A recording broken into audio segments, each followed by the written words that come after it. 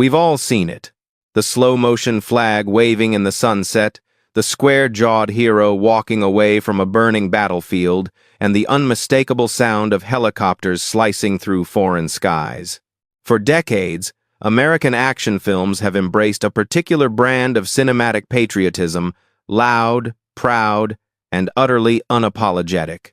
These are the movies that champion lone soldiers, covert missions, and the notion that American might can tip the scales in any global crisis. But what happens when that patriotic swagger crosses a line? What if the spectacle of heroism begins to resemble something far more pointed, a weaponized narrative cloaked in entertainment?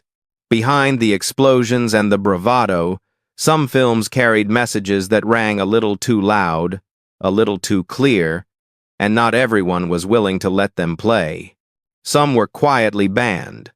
Others were heavily censored, recut, or denied release in entire regions. Sometimes the reason was political sensitivity. Other times it was cultural backlash. And occasionally, the real reasons were buried under layers of vague excuses and silent blacklists. This list isn't about violence, sex, or profanity. It's about ideology. It's about the strange threshold where fiction becomes propaganda and where countries draw the line. Because when a film gets pulled not for what it shows, but for what it implies, you know you're dealing with more than just cinema. You're dealing with a cultural fault line, a soft power that suddenly feels too sharp. So what does it mean when a film is too American for the rest of the world? Is it patriotism? Or projection? Let's dive into 15 action films that pushed national pride to the edge and paid the international price for it. Fact has shown. The Delta Force, 1986. What happens when a rescue mission turns into a political flashpoint? When the Delta Force blasted onto American screens in 1986, it did so with all the subtlety of a missile strike. Directed by Menahem Golan and starring Chuck Norris and Lee Marvin, the film was loosely inspired by the 1985 hijacking of TWA Flight 847, but with one crucial difference. In this version, the American Special Ops saved the day. The villains, stereotyped Middle Eastern terrorists. The resolution, a blood-soaked victory with the stars and stripes fluttering in slow motion. While audiences in the U.S. ate it up, some countries in the Middle East weren't amused. Several Arab nations, including Lebanon, Kuwait, and Saudi Arabia, either banned the film outright or refused to screen it in major cinemas. The reason was never made official, but critics pointed to the cartoonish depiction of Arabs as bloodthirsty savages and the film's thinly veiled celebration of U.S. military interventionism. Ironically, the Delta Force was supposed to be Golan's attempt at blending action with diplomacy, a tribute to real events. Instead, it became a flashpoint for geopolitical tension. The film's VHS release was quietly suppressed in certain regions, and international screenings were pulled last minute with no explanation. Was the film too patriotic, or just too blunt? The answer may depend on whether you see it as a tribute or a declaration. Fact 2. Red Scorpion, 1988. What if your action hero was funded by a government you weren't supposed to support? Red Scorpion seemed like a typical Cold War-era action flick. Dolph Lundgren stars as a Soviet operative sent to infiltrate an African rebel movement, only to switch sides and lead a revolution against his own handlers. Explosions, betrayals, and ideological awakenings ensue. But off-screen, Red Scorpion was anything but typical. Reports soon surfaced that the film's production had been partially funded by individuals connected to South Africa's apartheid-era government, a regime facing global condemnation and sanctions. Though the filmmakers denied official state involvement, journalists uncovered suspicious financial links and on-set arrangements with military contractors tied to the apartheid state. The backlash was swift. Several countries in Europe and Africa either banned the film or declined to distribute it, citing ethical concerns. Activist groups labeled it propaganda laundering, a film that used explosions and American-style heroism to whitewash a brutal regime's image. Even in the U.S., some theaters refused to carry the film, but that didn't stop it from gaining a cult following, particularly among viewers who had no idea about its geopolitical baggage. So what do you do with a movie that preaches freedom while being bankrolled by oppression? It's the kind of contradiction that makes you wonder how many action films come with invisible fingerprints. Fact: Tre, McBain, et tusen, 998. Some revolutions are staged in real life. Others are too close for comfort on screen. At first glance, McBain looks like your average rogue soldier fantasy. Christopher Walken plays a disgruntled Vietnam vet who assembles a team to overthrow a brutal dictatorship in Colombia. It's a guns-blazing tale of justice delivered by men outside the system. Classic action fare. But Latin American governments didn't see it that way. In the early 90 seconds, McBain was met with quiet resistance across parts of Central and South America. While it wasn't always officially banned, major distributors refused to touch it, and screenings were canceled under vague, regional content concerns. Why? Because the film didn't just depict a fictional coup, it mirrored real anxieties about U.S. interventionism and anti-communist insurgencies. The Colombian government, facing its own civil unrest and rebel factions, viewed the film's plot as dangerously suggestive. Critics warned it might embolden real-world paramilitary fantasies. Adding to the unease was the film's unapologetic tone. There were no moral questions, no regrets, just Americans saving another country by force. For many, it felt less like entertainment and more like a blueprint.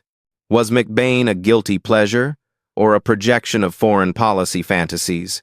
Either way, the line between fiction and geopolitical flirtation never felt thinner. Fact: Fira, Iron Eagle 2 Etusen, 988. What happens when Cold War fantasies meet international red lines? Iron Eagle 2 didn't pretend to be subtle.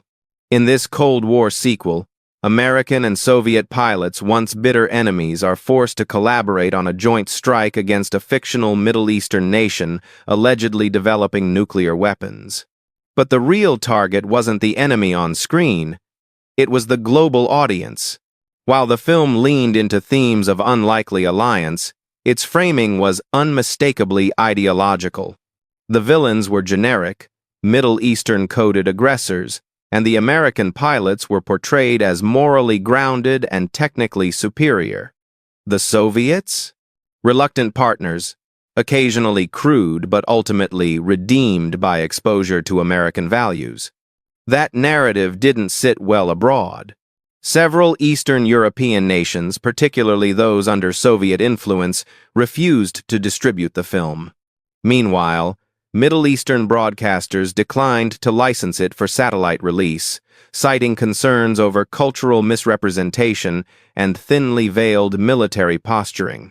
What's more telling is that even in neutral markets like India and Malaysia, censors requested significant edits, including entire scenes where American officers monologue about freedom, democracy, and leading the way. Ironically, a movie about bridging divides ended up reinforcing them. Was the film celebrating unity or selling a very specific kind of unity? Fact: #5. The Dogs of War, 1980. Is it still fiction if mercenaries start following the script? The Dogs of War painted a chilling picture of a fictional African nation torn apart by corruption and foreign exploitation. Christopher Walken plays a hardened mercenary hired to stage a coup on behalf of a corporate entity, only to question his role as a tool of Western greed. The film's tone was more meditative than explosive, but its implications were razor-sharp. It didn't just depict Western mercenary operations, it seemed to understand them too well. And for several African governments, That was the problem. Upon release, The Dogs of War was outright banned in countries like Nigeria and Ghana and met with deep suspicion in others. The portrayal of African politics as manipulable playgrounds for foreign interests touched a raw nerve. Even more unsettling was how closely the film's fictional regime mirrored real-life dictatorships supported or toppled by Western powers. Some leaders feared the movie might encourage dissent, or worse, inspire rogue actors to replicate its plot. In a cruel twist of irony, real-life mercenary groups reportedly began using the film as a loose training reference for hypothetical missions. What was meant as a cautionary tale became, in some corners, a template.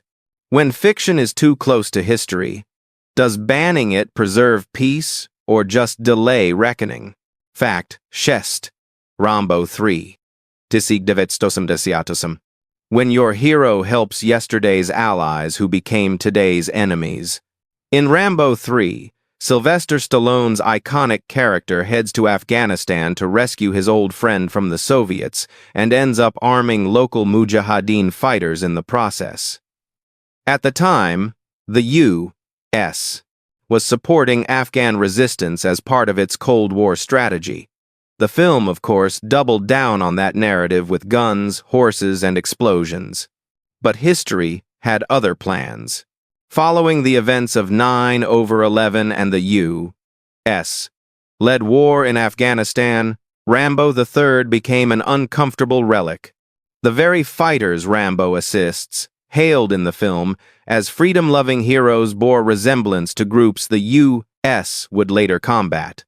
Suddenly, the movie's triumphant ending felt less like a victory and more like a haunting contradiction. Some countries responded retroactively. The film was quietly pulled from TV syndication across parts of the Middle East and South Asia. In some markets, DVD releases were discontinued or included edited versions with disclaimers. Online platforms in certain regions flagged it as historically sensitive. Even at the time of its release, the Soviet bloc viewed the film as hostile propaganda.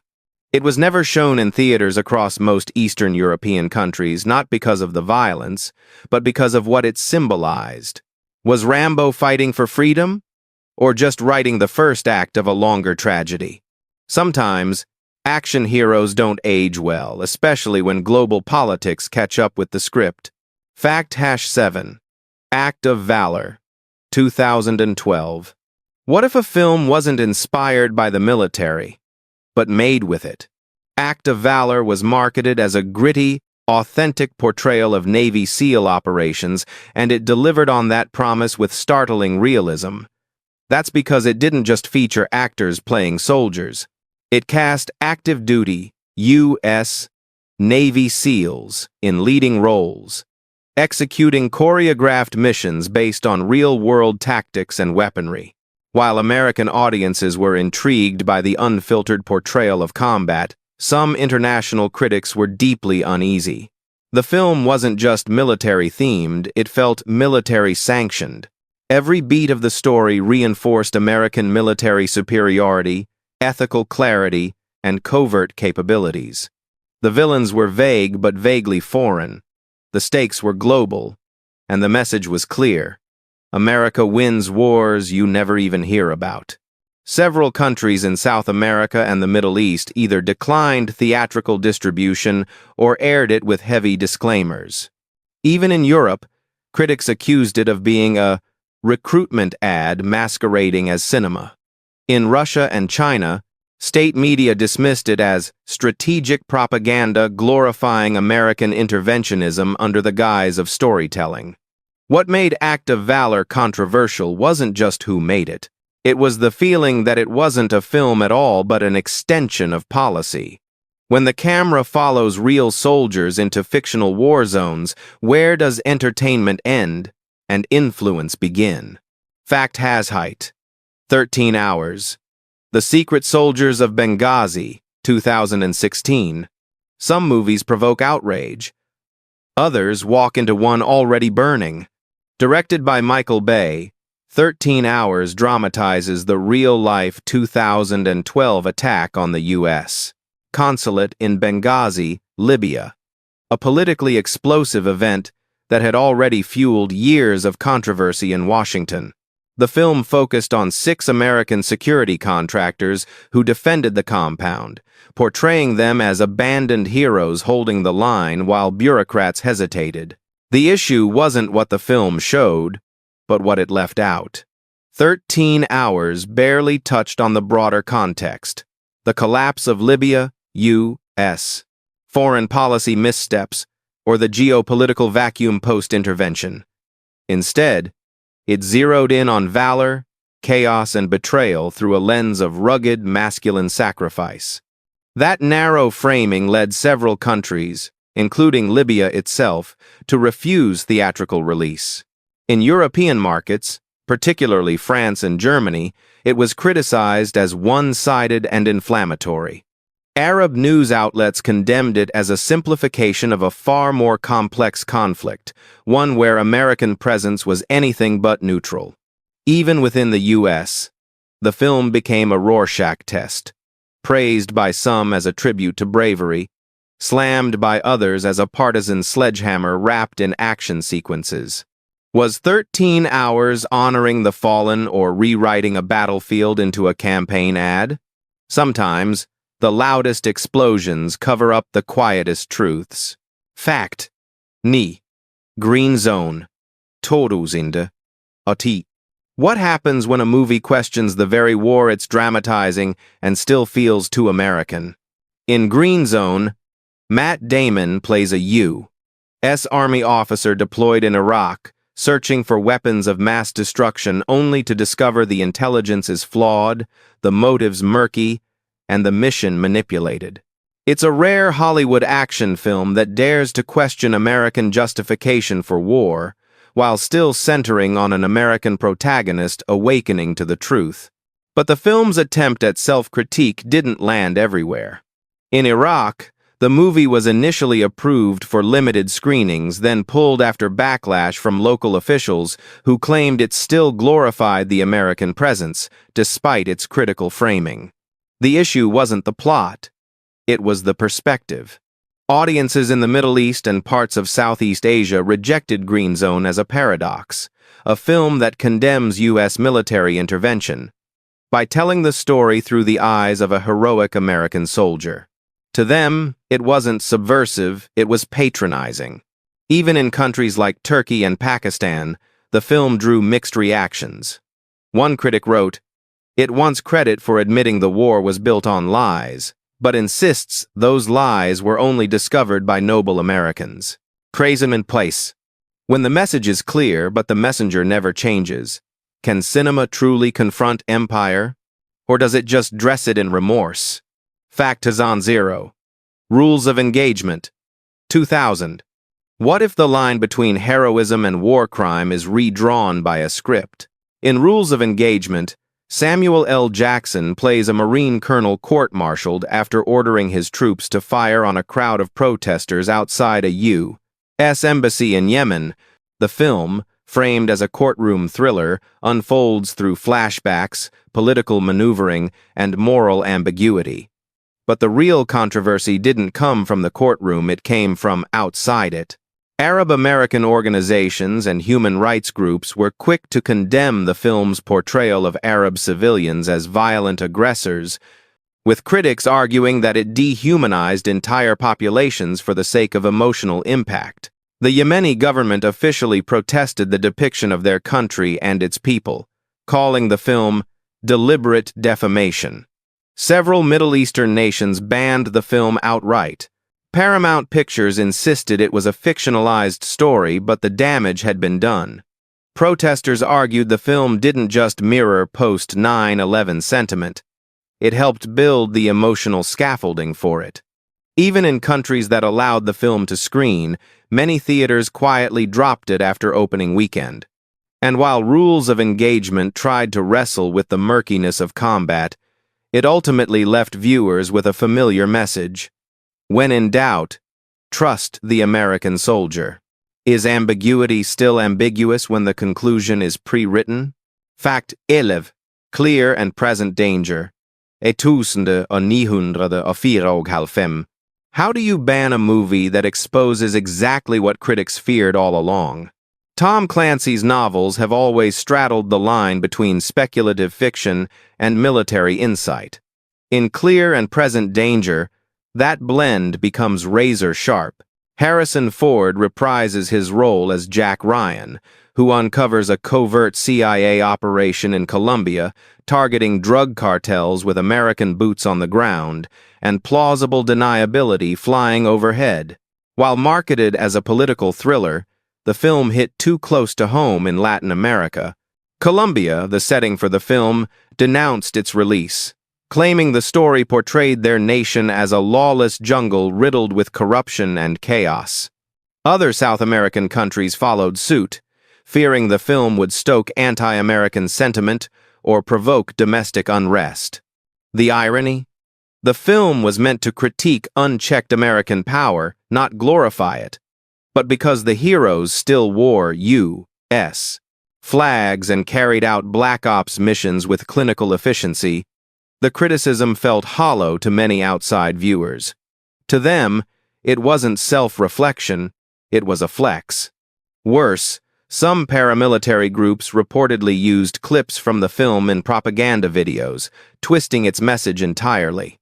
When a story tries to criticize the machine but still runs on its gears, is it resistance or repetition? Fact. 12. Navy SEALs. Tisik 1990.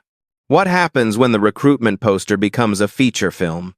Navy SEALs was released in 1990 at the tail end of the Cold War, a time when American military dominance was seen less as a threat and more as a birthright. Starring Charlie Sheen and Michael Biehn, the film followed an elite team on a series of anti-terrorism missions across the globe, culminating in high-octane gunfights and defiant flag-raising moments. It wasn't just patriotic. It was aspirational. And that was precisely the problem in some regions. Critics lambasted the film for presenting American intervention as inherently justified, with little regard for legal or cultural consequences.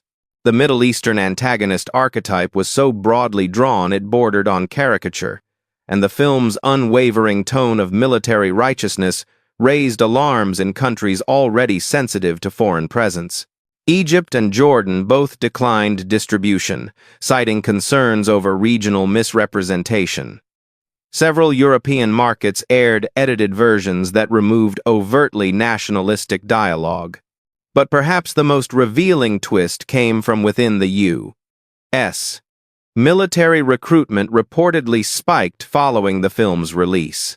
Whether intentional or not, Navy SEALs blurred the line between action cinema and real-world enlistment ad. So, was it just a film? Or the most entertaining piece of propaganda of its decade? And if you cheered at the explosions, did you notice what was missing in the silence? Fact 13. Behind enemy lines Todusinde. Or it. What if your fictional war came a little too close to a real one, still smoldering?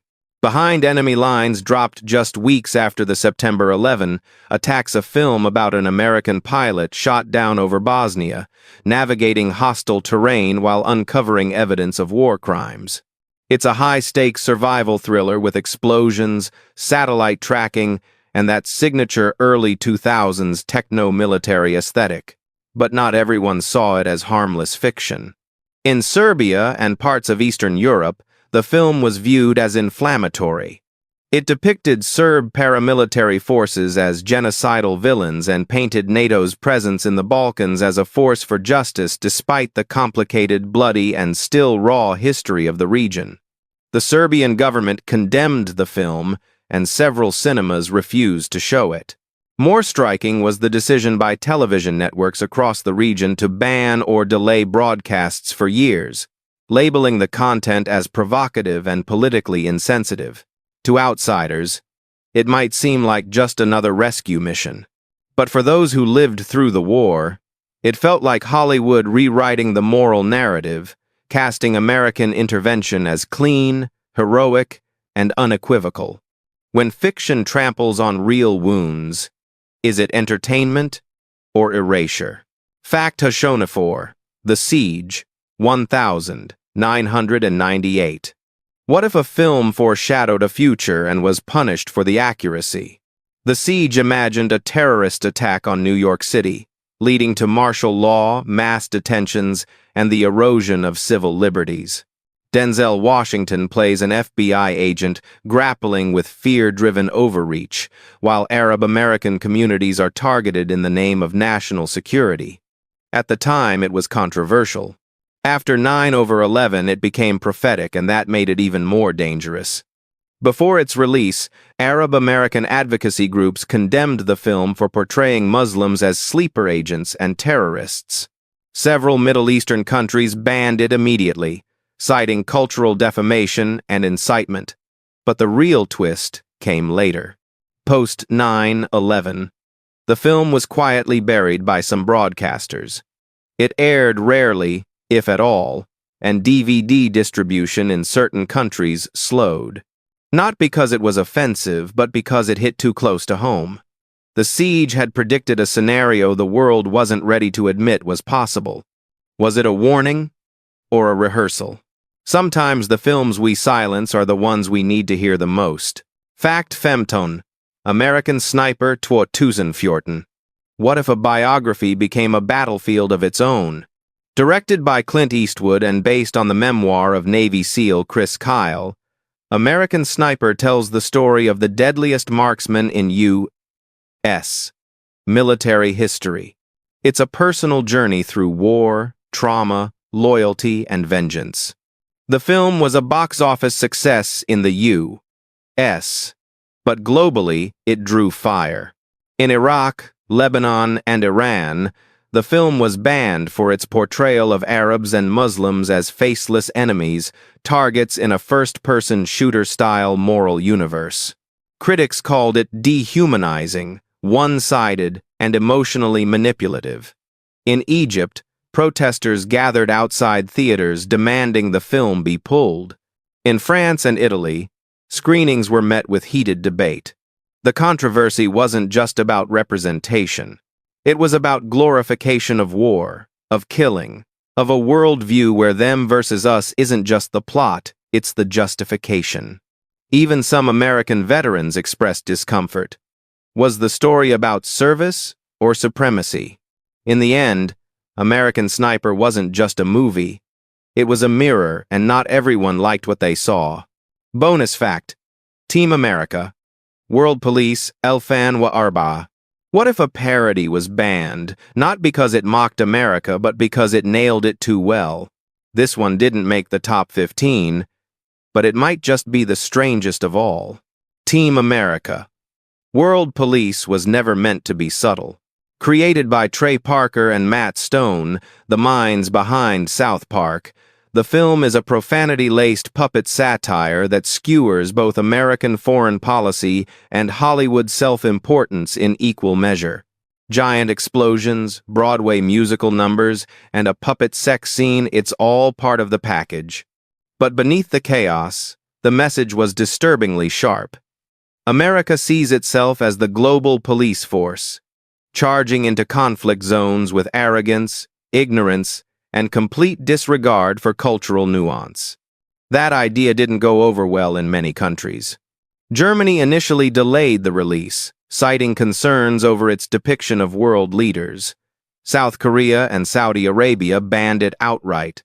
North Korea, which was featured prominently and offensively, threatened serious consequences if the film was ever screened near its borders. Even in the UK, the British Board of Film Classification demanded cuts to the film's most graphic moments before granting it an 18+ rating. But here's the twist. The countries that banned Team America weren't always the ones being mocked. Some were allies nations that simply didn't want to air a film that, despite its absurdity, was uncomfortably honest. When satire stings harder than propaganda, you begin to understand just how thin the line between comedy and confrontation really is. Some say movies reflect the world. Others say they rewrite it. But when explosions, flags, and righteous fury collide on screen, what exactly are we watching, entertainment or ideology in costume? Which of these films made you question the line between patriotism and propaganda? And, more importantly, how many other stories were quietly buried before they ever reached you? Tell us, what's the most politically loaded action film you've ever seen, and did you realize it at the time? We're listening. The world is too.